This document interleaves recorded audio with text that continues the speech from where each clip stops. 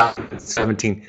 This webinar is for siblings and about siblings. So if you are a sibling attending the webinar, please feel free to submit questions. I'm going to go to the pre-submitted questions before I take live questions, but you can send those in at any time to my moderator, and Andrea will pass them on to me. In addition, I want you to know that it's our goal to have these once a month to support siblings, so you can always send in questions, and then you can share these with your other children. Doesn't matter what their age is, but you can send that to them. So with that preamble, I'll get right into it. And I'll qualify, this is the first time on this format with Click Meeting, the webinar version. We're also doing the podcast, of course. So we might have a couple of little bugs to work out. We tried to practice it to be ready and in time. So let me get to the first pre-submitted question. With our son away in treatment, his brother at home is not interested in talking about him or getting updates on how he is doing. Any advice on how to support him or get him to open up? One important thing about trauma, one thing that we know about trauma is that a very common feature, almost in all cases, is that something happened to you outside of your control. I mean, that makes sense, right? And so when something happens to you outside of your control, it's important as the treater, as the support person for that person, to not take control out of their hands again. So it can almost be re-traumatizing. That's why, as a therapist, when you're dealing with trauma, and we're dealing with it all the time, you're trying to be gentle. You're trying to respect and honor the defense, because the defense has been put there to protect them. So I would say, and this is a very common question, do your best to hold and honor your son's anger. Give it proper space. Validate it.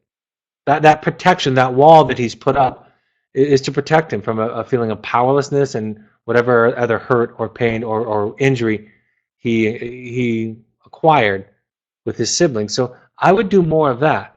And I would even name it, if I could, saying it makes sense. And you know, I love when a parent can go back to the child and even say, I was talking to a therapist, or I was watching a webinar, and I realized that I was imposing something on you that you didn't want or need.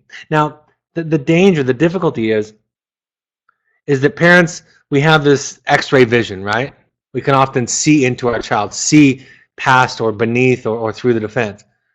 But it's important that we don't use that or express it. It's very invasive to just walk past somebody's defense, right? It's very penetrating, and the only thing that they're left with is the impulse to build a higher, thicker wall around them when somebody goes right past it. So take them at face value to some respect. Know what you know and act based on that. If it gets critical, if he gets at high risk or starts acting out, you can maybe make more requirements about coming to family therapy or coming to therapy. But it's not going to work just to send him to it. You can tell them that the option's open, honor it. One of my favorite techniques, and I don't teach a lot of techniques because I think it's the principles beneath the techniques. It's the why that is the real thing, the thing that does the healing and the work. But there is a technique that I like, and I believe that there's truth to it, and that is invite people into therapy in your family to help and support you, right? And with the younger the child is, the more you can kind of enforce that. But to say, I want you to come to therapy because I need help working through this. And literally, if you brought a child to therapy, I would focus on you. And I would do my best as a therapist to empower your child and validate your child. And that can be very helpful for them to have that experience with and around their parent. So honor the defense. Don't be invasive. If it gets serious, you can take more drastic measures. And a good idea, a helpful idea, something that really does work in my experience, is invite them to come to therapy to support you. You don't say you need therapy, you need to talk about this.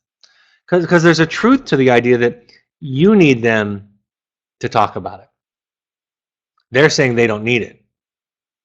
And if we just look through that, if we just see over that and just tell them what we think or what we know, we're not respecting the boundary of the defense that was put there for very good reason.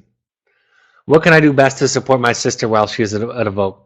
Again, one of the most common questions I get is this question about how can they support. Watching a webinar is support. Learning some of their language and tools can be helpful. Watch one or two of the webinars that your parents might think are helpful, reading a book that they're reading. So learning about what they're going through, not just the literal experience about being out in the wilderness, but actually what they're learning psychologically. That's the best thing that you can do. In addition to that, I would say it's also important to not know things. It's important to embrace not knowing. I tell this story a lot where an older sister who was successful was going to visit her still young adult, but younger sibling in a program. She called me and was very nervous that she hadn't been involved in a lot of therapy that we had done over the phone. And she was nervous that she was going to say something or trigger something in her brother that was going to set him back. And what I invited her to do was show up and tell him that. It would actually be really nice for him if he didn't think that he was the only one in the family that was a project. That he also needed help and might mess up, might make a mistake. So show up vulnerable. And one really cool thing that happens for children, no matter what age, that come through our program, young adult and adolescent children, is that they do develop some skills, some insights that the rest of the family doesn't have because they haven't been in it as much. They haven't been immersed in it. And so there is a sense of pride and esteem that can come from all the work that they've done. I remember I had one adolescent boy who was talking to his older brother on the phone who he thought was perfect. And at one point he asked his brother, my client, my student, asked his brother on the phone, he said, "How did you feel when I was abusing mom emotionally, when I was being cruel to her? How was that for you?" And his brother started describing some thoughts that he had. And he said, no, how did you feel? And his brother again started to explain some thoughts that he had.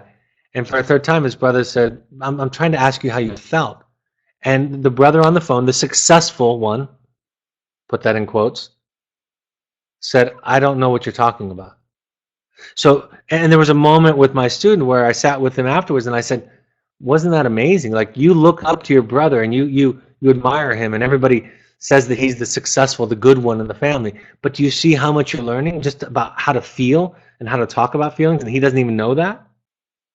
So there's a sense of a healthy pride, healthy esteem that comes from the tools, the skills, and the insights that they have here. And so for you to show up imperfect and not knowing is a real gift to them. I see my parents doing a lot of work and investing a lot of time and money, and my brother stay there. What happens if he comes home and nothing changes?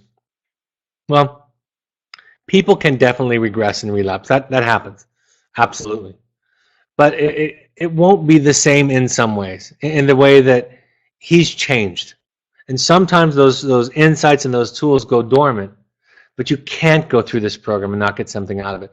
And what that can do for the family is you can know that he knows, right? You can know that he knows how to behave, how to do well, how to be respectful, how to be loving, how to be kind, how not to self-medicate. He's just done it. But I say this to families all the time. I encourage families, and this would apply to siblings too, and to parents. The mindset that I suggest is everybody in the family assume that nobody else in the family is going to change. And so then what are you going to do about it? In other words, focus on what you can control. And even for a sibling, that means maybe going to therapy, getting some tools, talking to somebody about this, getting some help, doing some of the reading that your parents and your brother or sister are doing, so that you have some background, some skills, and ask for some recommendations for a book or two. We give adolescents and young adults books that are interesting and also helpful. So do what you can. So when and if he or she does come back and they do relapse or regress, you have some more tools to deal with it. You can take care of yourself a little bit better. So many come home. Our research tells us that we have great outcomes. Obviously, people do relapse and regress. The best mindset that I've thought of is, what if nobody else changes? Then what am I going to do, and how am I going to deal with it? And then get some tools under your belt. Those are some of the thoughts I have. With the weather changing, how do you keep the students safe and warm? This was a question that was written to me a few months ago, and of course the weather has changed. We're right in the middle of winter. We have the highest quality gear, right? They have really warm gear, really warm sleeping bags. They also every night are around a fire. They go from the fire to bed. and they have sleeping bags that are rated far below what they need to be rated to stay warm. So we keep them warm and dry, and we're always checking their hands, their feet. We touch their hands and feet 2 times a day during hand check and foot check, making sure that there's good circulation, that everything looks good. We're monitoring their water, because being hydrated is really important in the winter, and it's hard because we don't want to drink water when we're cold, but it's actually in the long run something that helps our body to stay warm. And so we're always monitoring all of those things, and then we provide them gear. We don't let them get into trouble with weather, and it becomes the work. I've told this story before, that my staff have asked me the question. They've said, with the short days in the winter and all the work that we have to do to keep the clients, the students warm and dry, how do we get therapy? How do we squeeze that in? And my response is, that is the therapy. It's learning how to take care of yourself, being responsible, working as a team, listening to the staff who have more experience. And so it all becomes a metaphor for how you take care of yourself and how you work with other people. So camping is obviously for many people a spiritual experience, but it's also challenges you. Nothing can be taken for granted. It's so easy at home to take things for granted, like the weather. We all have houses that we live in, and we can just be inside when it's cold. But when you're outside and it's raining for 6 hours, 8 hours straight, you learn something that you can't learn any other way. So it's a challenge, but it's something they also feel very good about in the end. I am 16 years old. My brother, 14 years old, is currently at Evoke, and his therapist said I could come visit when my parents do. I was wondering what kinds of things I will do with my brother when I'm there. Is there a sample schedule? I didn't post a sample schedule because it varies. The therapist will design it for your family, but this is what you'll typically experience when you come out. You'll experience some time with the group, doing group activities or even participating in a group. You'll probably have an introduction group where you'll talk about your brother and your experience of him before and maybe even during Evoke. And you'll be asked questions, and people will tell you about their experience with your brother. Same with your parents. Then there'll be some time alone. And that might be, in this case, you might be alone in family therapy or with your brother in family therapy, and there might be some times where it's just your parents and your brother. So the therapist will make that decision throughout the day based on what's best. You'll have dinner time, you'll have some games, you'll have some ceremonies, I'm sure, that they use to welcome you and to say goodbye to you. And then you'll have some therapy. You'll learn some skills.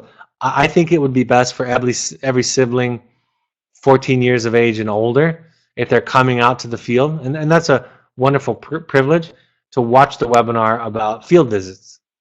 And I realize that these webinars might not be all that interesting for young people, and sometimes not even for adults, but they can be helpful and can prepare you for what it's going to be like out there, and some of the skills and the tools that you're going to be using, that your brother's going to be using. So how do you determine where the kids go after their time in the program? For example, do you typically recommend group homes? Most of our students go to a therapeutic program or school after Evoke. And that's because our experience tells us that while wilderness therapy and Evoke are incredibly powerful experiences and starting points for therapy, a springboard for therapy, that there needs to be some practice with those skills in a more school-like setting. And so there's more contact with family. Eventually there's home visits. So that's typically what happens. It doesn't always happen. Somewhere around, give or take, depending upon the season, 70% of the time they go on to a therapeutic school or program afterwards. So, and I've always said it's not something that I learned in school. It's something that I learned by experience and working with young people in the program. Who founded Evoke? Why was it created? Well, myself and 4 others founded Evoke, and it was created because we believed that we could do a program that had more compassion, more mindfulness, had a whole health focus, had a tremendous amount of family support and education. We believed that we could do that well. It's really our passion, and we believe that the wilderness setting is a fantastic place to do therapy in. We think it encourages mindfulness. That's learning what you feel and what you think, learning to be present, learning to feel difficult feelings. We think it encourages a sense of spirituality, recognizing kind of where you fit in the big picture, in the whole, and in the community. And we think that children clients, they show up in wilderness therapy in a way that we see all of their issues. So we also added a lot of research. We do a lot of research at Evoke. So that's what we wanted to do differently, was family, unparalleled family support, mindfulness on whole health. We also believe in organizational health at Evoke. And so what that looks like is that we encourage all of our employees to be healthy, mind, body, and spirit. Even with my co-founding partners, we encourage everybody to go to therapy. We encourage everybody to take their ego or pride out of it and to just show up authentic and real and honest, to listen to and give honest, loving feedback to each other. So those are some of the core principles. There's actually a page on Evoke about Evoke's philosophy that you can take a look at, and a blog if you want to learn more.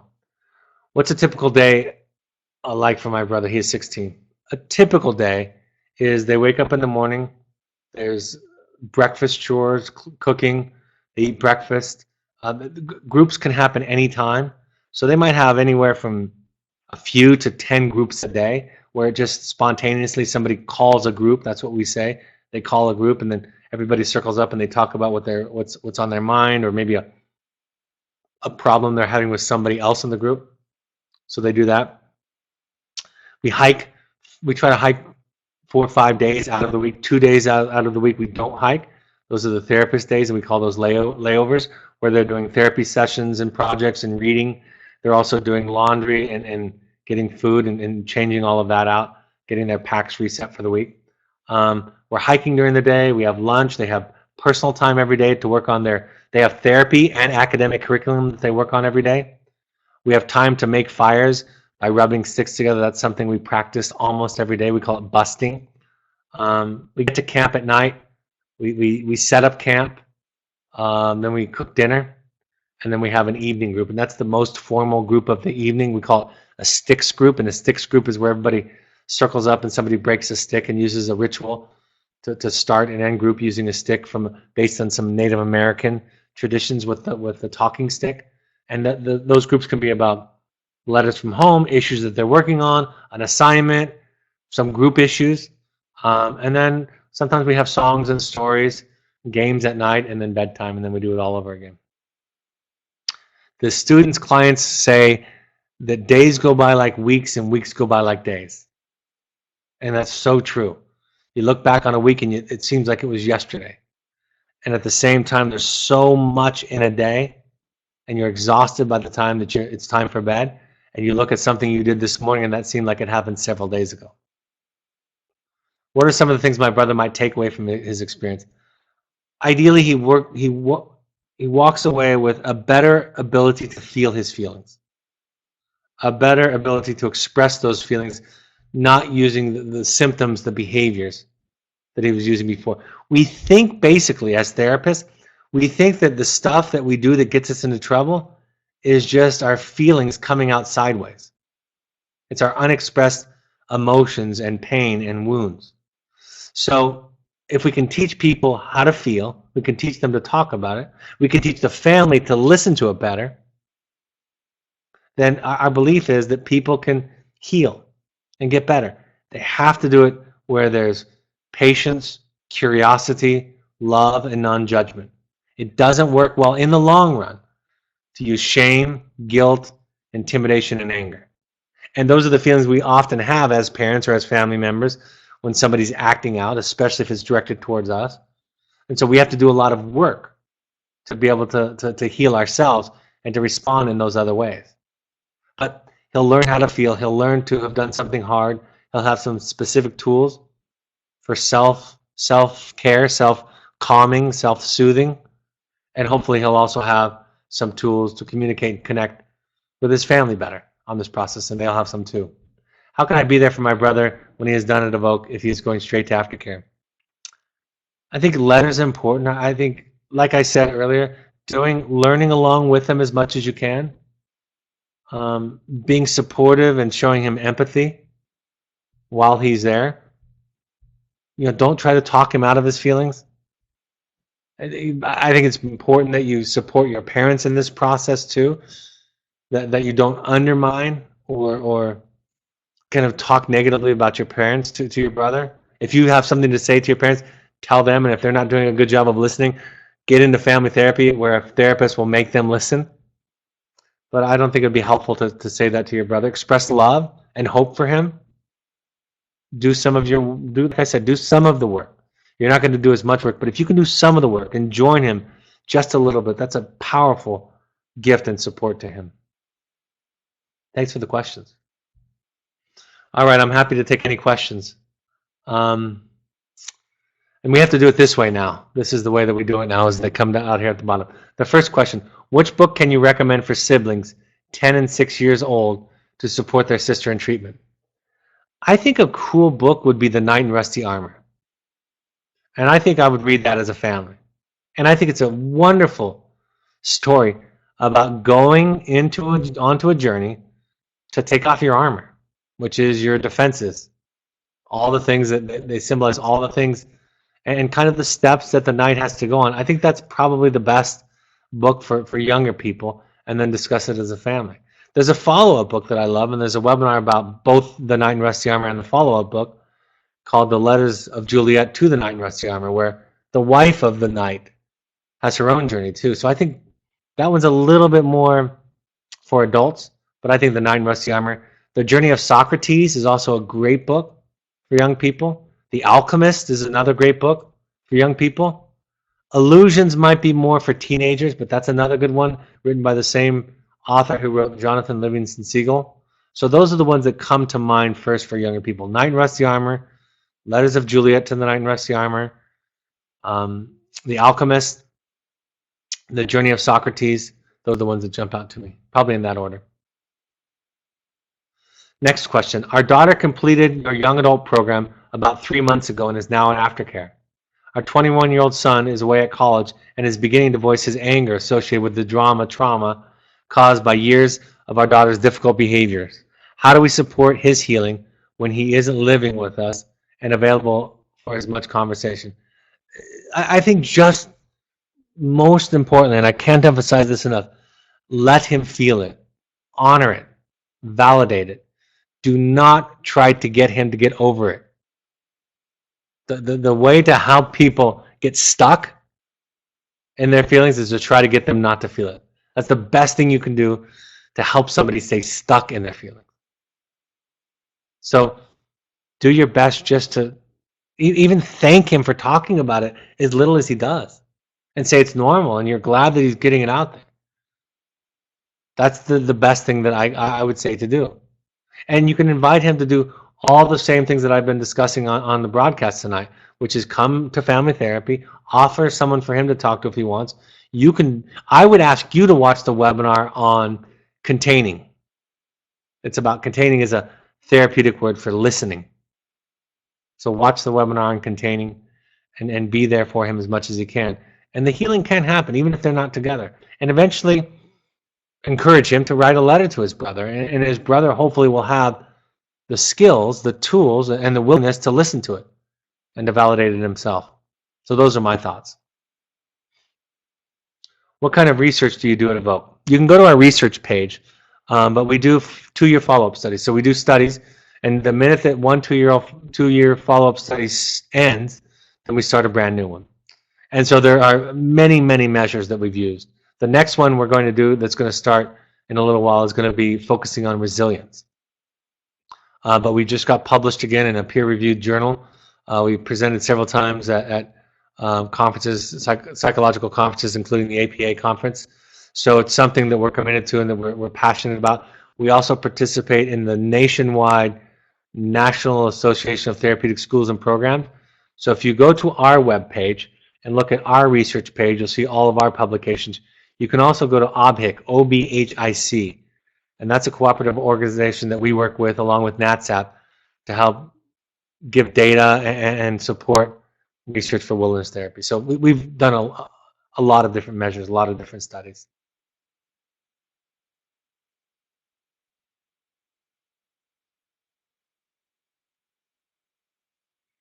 Any other questions, Andrea? What makes for a helpful, effective letter from a sibling? Genuineness, being honest, vulnerable, expressing love, concern, and hope. That's what I would say. So be as honest as you can, as genuine as you can. Express your love first, and then express your concern or your hope. And if there are hurt feelings about what has happened, or anger, express those also. Right? That's okay. You can love somebody. I mean, one of the things we talk about all the time is that you can love somebody and still be angry with them. And so it's important to embrace all of those. So I would say just pretty simple. Ask your Evoke therapist what they're looking for. Many clients and students get a sort of an impact letter from their siblings. It's not as formal or as long as the parents' impact letter, but it's similar. And sometimes that's the thing that reaches the participant in the program the most, is the impact letter. So thanks for asking. All right, I'm going to go through some upcoming events and slides, and then if there are any questions before I close, I'll take those. So we have the intensives and workshops. The February one is full. The March Finding You, the Finding You workshops are ones that I run where we go into deeper work. And then the workshops are ones we want for current families. If you're able to go to these, we want all current families to be able to go to these. We just finished one, and so the next one isn't until March. And that you do work there, you do experiential education, large groups of families. The Finding You is 6 or 7 people in a cabin doing deep personal work. If you want therapy accelerator or to go a little deeper, then that's the one for you. Oh, I somehow got back to the beginning. I'm learning this new format, sorry. Follow us on social media. We also have a podcast where we're putting all the old webinars on podcasts, and also all the new webinars are going on podcast automatically. If you have an Android device, you can use the SoundCloud app. You can follow us on Twitter or Instagram. You can follow us on Facebook. And if you go to the Second Nature Alumni Foundation page on Facebook, you can learn more about helping people who can't afford therapy. Parent support groups tomorrow night in Salt Lake City.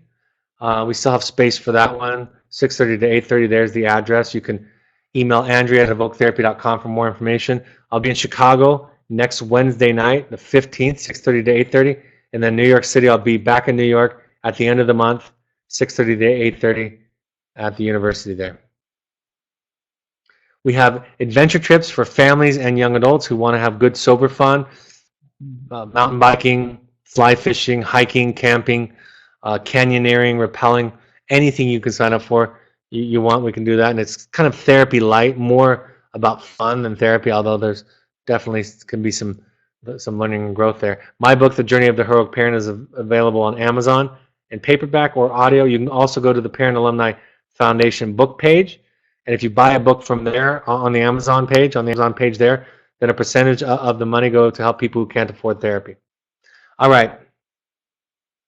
Any last questions? Yes. My teenage daughter is at Evoke. What webinars would be helpful for her older college-age brothers to watch, should they choose to? I'm going to go back to, let's see if any of these come out.